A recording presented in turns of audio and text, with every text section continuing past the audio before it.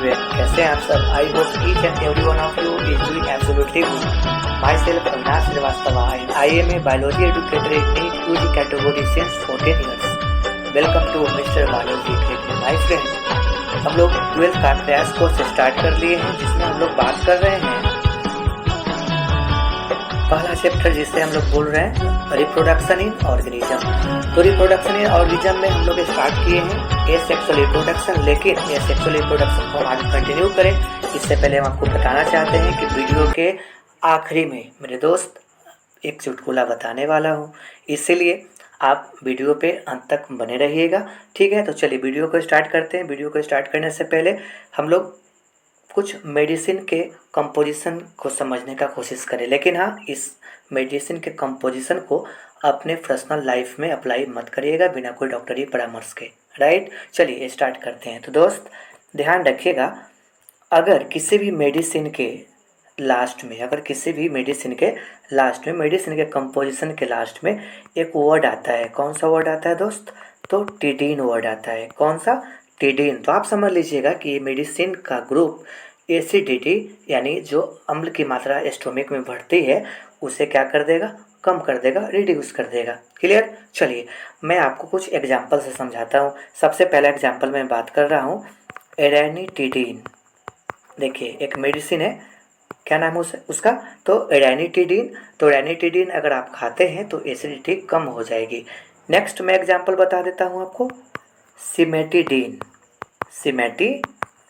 ठीक है, अगर आप सिमेटिडीन को भी खाते हैं तो आपके स्टोमिक में जो एसिडिटी कंटेंट बढ़ गया है तो उसे क्या कर देगा? रिड्यूस कर देगा। क्लियर? चलिए, लेकिन हाँ, इससे आपको अपने लाइफ में, पर्सनल लाइफ में अप्लाई नहीं करना है, सेल्फ मेडिकेट नहीं करना है, ठीक है। चलिए आगे बढ़ते हैं। तो बाबू हम लोग स्टार्ट कर रहे हैं आज क्या? तो बर्डिंग। ये सेक्सुअल रिप्रोडक्शन का टाइप क्या होता है? बर्डिंग। नेक्स्ट टाइप हम लोग बात कर रहे हैं बर्डिंग। तो चलिए मैं आपको बताता हूँ बर्डिंग क्या है। तो आपको मालूम होगा कि जो छोटे एनिमल्स होते हैं, छोटे ग्रुप ऑफ एनिमल्स होते हैं, उनके बॉडी पे कुछ मेंबर्स ऐसे होते हैं। फॉर एग्जांपल मैं बात करूँ हाइड्रा का, ठीक है। आप लोगों ने हाइड्रा को देखा होगा।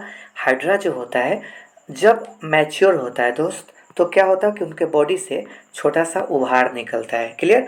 और ये जो उभार निकलता है, जो आउटग्रोथ निकलता है ना, इसी को हम लोग बोलते हैं बर्ड, BUD। क्या बोलते हैं दोस्त? BUD, बर्ड बोलते हैं। लेकिन जब हाइड्रा का ये जो बर्ड मैच्योर हो जाता है तो यह वाटर स्ट्रीम में यह क्या होता है कि डिटैच हो जाता है। किससे डिटैच हो जाता है? तो अपने पेरेंट से, ये जो बॉडी है उससे डिटैच हो जाता है और अलग होकर के देख लीजिए, अलग हो गया और अलग होकर के फिर से नया हाइड्रा का फॉर्मेशन कर देता है। क्लियर? तो बाबू ये जो आप देख रहे हैं ना कि अगर ये बर्डिंग नहीं होता, ये अगर बर्ड नहीं बनता, तो आप समझ सकते थे कि ये नया हाइड्रा का फॉर्मेशन भी यहाँ नहीं होता। भाई समझ रहे हैं कि नहीं समझ रहे हैं? अगर यहाँ पे बर्ड का फॉर्मेशन नहीं होता, ये बर्ड नहीं बनता दोस्त, तो ये हाइड्रा कैसे बनता? पॉसिबल ही नहीं था। यानी आपको क्लियर हो गया कि बर्ड का फॉर्मेशन हुआ और ये बर्ड अलग होकर के नया हाइड्रा बना रहा है, नया इंडिविजुअल बना रहा है। So this process is known as budding. Clear? समझ में आ गया? इस प्रोसेस को हम लोग क्या बोलेंगे? बर्डिंग बोलेंगे, ठीक है। चलिए अब हमें देखना है कि भाई बर्डिंग का डिफिनीशन क्या है। तो आइए एक बार हम लोग समझने का कोशिश करते हैं बर्डिंग क्या है। चलो बाबू क्या है?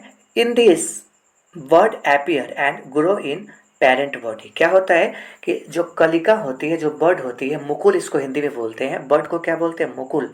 वो क्या करता है कि पेरेंट बॉडी से ग्रो करता है, डेवलप होता है।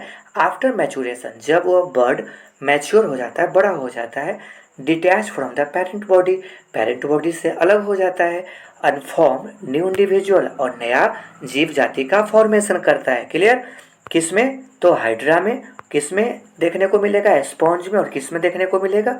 ईस्ट में, ठीक है। हाइड्रा समझ रहे हैं? हाइड्रा क्या है? आपका एनिमल्स है, सिलेंट्रेटा का मेंबर है। स्पॉन्ज क्या है? तो ये भी आपका एनिमल है, मल्टीसेलुलर एनिमल है। पोरीफेरा को हम लोग स्पॉन्जेज बोलते हैं, है ना। चलिए ईस्ट क्या है? तो आपका ईस्ट यूनिसेलुलर फंगी है, एक कोशिकीय कवक है। और ईस्ट के बारे में आपको पहले से मालूम है, ईस्ट का यूज हम लोग किस में करते हैं? बेकरी इंडस्ट्री में करते हैं। पाव रोटी बनाने वाला जो कारखाना होता है ना, जहाँ पे ब्रेड वगैरह बनता है, वहाँ पे यूज करते हैं। इवन ईस्ट का यूज हम लोग अल्कोहल बनाने के लिए ब्यूरी इंडस्ट्री में करते हैं। किसमें? Bury industry. ब्यूरी इंडस्ट्री जहाँ पे शराब बनती है, अल्कोहल का फॉर्मेशन होता है, वहाँ उस कारखाना को क्या बोलते हैं? ब्यूरी फैक्ट्री बोलते हैं। ठीक है, तो अल्कोहल बनाने में भी आपका किसका यूज किया जाता है? ईस्ट। ईस्ट को हम लोग साइंटिफिकली क्या बोलते हैं? सैक्रोमाइसिस। सैक्रोमाइसिस सेरीविसी। क्या बोलते हैं दोस्त?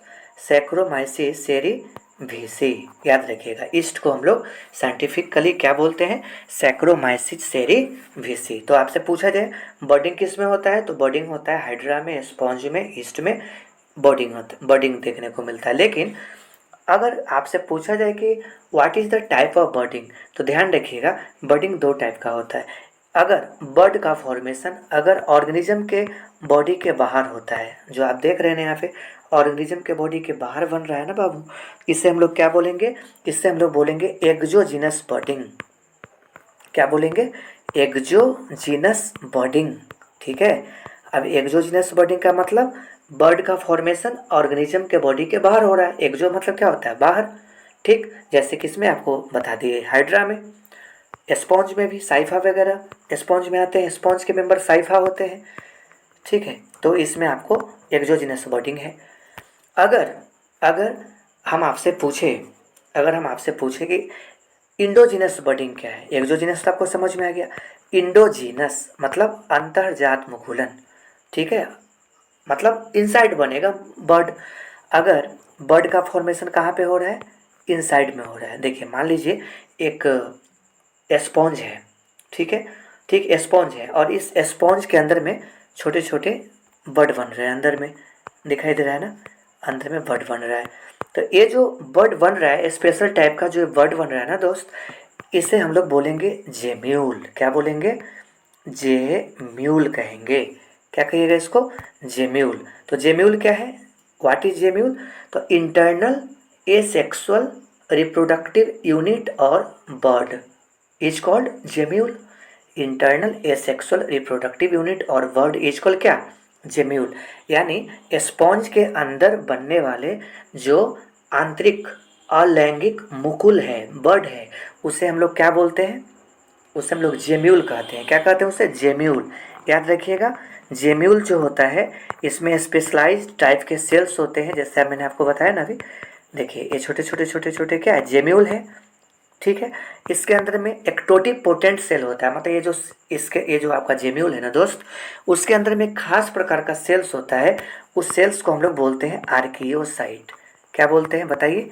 आर्कियोसाइट। तो अभी आपसे कोई पूछ दे कि आर्कियोसाइट कहाँ पे पाया जाता है, तो क्या बताइएगा? पोरीफेरा में पाया जाता है, स्पॉन्ज में पाया जाता है। किससे रिलेटेड होता है आर्कियोसाइट? तो क्या बता दीजिएगा? रिप्रोडक्शन से रिलेटेड होता है। किससे रिलेटेड होता है? रिप्रोडक्शन से। और आर्कियोसाइट कहाँ पे होते हैं? तो जेम्यूल में होते हैं। कहाँ पे होते हैं स्पेशलाइज सेल्स? तो आपका जेम्यूल में बनते हैं, जेम्यूल में होते हैं, और रिप्रोडक्शन में, एसेक्सुअल रिप्रोडक्शन में हेल्प करते हैं। समझ में आ गया? क्लियर हो गया जेम्यूल? अब ये जेम्यूल आपको दिखा दिए, अब एक टाइम आएगा जो जेम्यूल फट जाएगा, सॉरी, वो जो स्पॉन्ज है उसका बाहर का जो बॉडी है वो क्या हो जाएगा? रप्चर कर जाएगा। ये जो बाहर का बॉडी है रप्चर करेगा, और रप्चर होने के बाद जितने भी जेम्यूल है वो बाहर आ जाएंगे। क्लियर हो गया? तो बर्डिंग समझ में आ गया। अब मुझे देखना है एनसीईआरटी का एक डायग्राम जो ईस्ट में बर्डिंग को दिखाने का कोशिश किया है, और हाइड्रा में भी बर्डिंग को दिखाने का कोशिश किया है। तो आइए हम लोग देखते हैं। ये आपको डायग्राम जो विजुअल है वो आपका किसका डायग्राम है? तो ईस्ट का। ईस्ट मैंने बताया कि बेकर ईस्ट पाव रोटी में बनाने में यूज किया जाता है, अल्कोहल बनाने में यूज किया जाता है, बेकरी प्रोडक्ट बनाने में यूज किया जाता है। ये आपका यूनिसेलुलर फंगी है। ईस्ट एक कोशिकीय कवक है। फंगस मल्टी सेलुलर होते हैं। सिवा ईस्ट। क्लियर? चलिए, तो बाबू ये आपका क्या दिखाई दे रहा है? ईस्ट। ईस्ट में आपको न्यूक्लियस है, दिखाई दे रहा है न्यूक्लियस यहाँ पे, और ये पुराना ईस्ट है, यानी पेरेंट ईस्ट है। ठीक है, मैच्योर हो चुका है हट्टा कट्टा। अब ये डिवाइड करना चाह रहा है, नया अपना संतान बनाने का कोशिश करना चाह रहा है। तो आप देख रहे हैं कि ईस्ट के बाहर में क्या बन रहा है? बर्ड बन रहा है कि नहीं बन रहा है?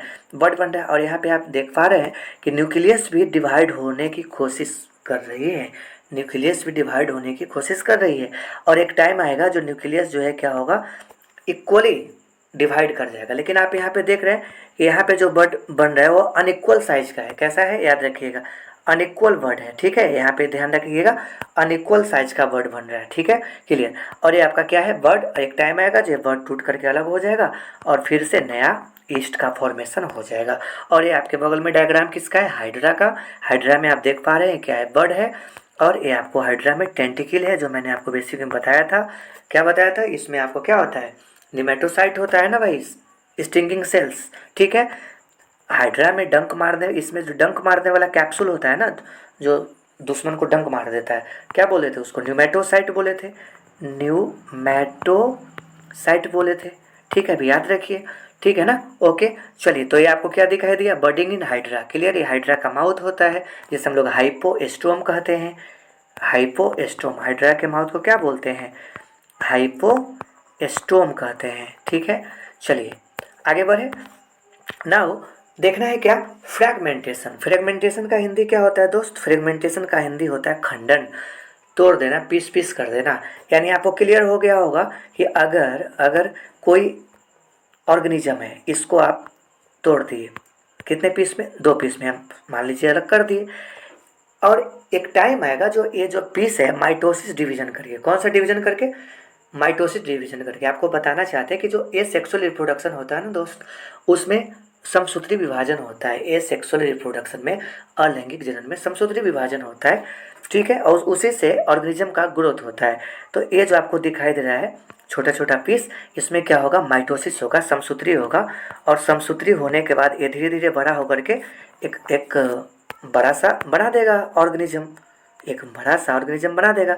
इससे एक ऑर्गेनिज्म बन गया, इससे भी एक ऑर्गेनिज्म बन जाएगा। मेरे पास जगह नहीं है, समझ में आ गया, यहाँ पे मैंने बना दिया, इसको क्लियर हो गया। तो ये देख रहे हैं ना कि छोटा छोटा फ्रेगमेंट बन गया, 2 फ्रेगमेंट बन गया, 4 भी बन सकते हैं, ठीक है। तो अगर फ्रैगमेंट से, अगर पीस से, छोटे छोटे पीस से नया ऑर्गेनिज्म का डेवलपमेंट हो रहा है ना, तो बाबू उसे क्या बोलते हैं, फ्रैगमेंटेशन, खंडन बोलते हैं, क्लियर हो गया। आगे बढ़े, देखिए, in this the body break into the distinct piece या फ्रेगमेंट। इसमें बॉडी क्या हो जाता है, अनेक छोटे छोटे पीस में टूट जाता है। एंड ईच फ्रेगमेंट, और प्रत्येक टुकड़ा, ग्रो इनटू द एडल्ट, और प्रत्येक टुकड़ा क्या करेगा, माइटोसिस करके एडल्ट बना देगा कि नहीं। अरे भाई, एडल्ट जो पीस अलग अलग हुआ वो भी तो धीरे धीरे बड़ा होकर के एडल्ट बनेगा, पहले बनेगा कि नहीं बनेगा। तो each fragment grow into the क्या, adult capable of producing of spring.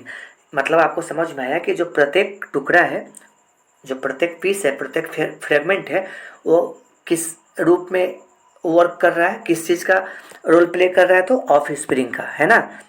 Clear हो गया। किस में देखने को मिलेगा, हाइड्रा में फ्रेगमेंटेशन होता है।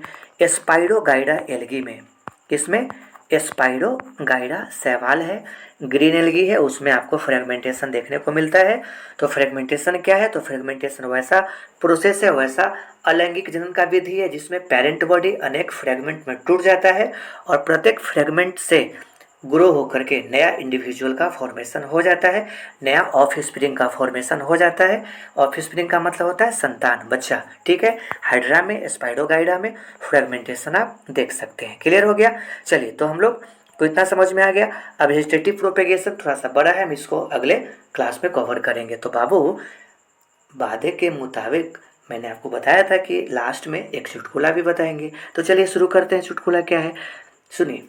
एक दिन पप्पू समोसा खोलकर सिर्फ अंदर का आलू खा रहा था। पप्पू क्या कर रहा था, समोसा खोल के सिर्फ अंदर का आलू खा रहा था।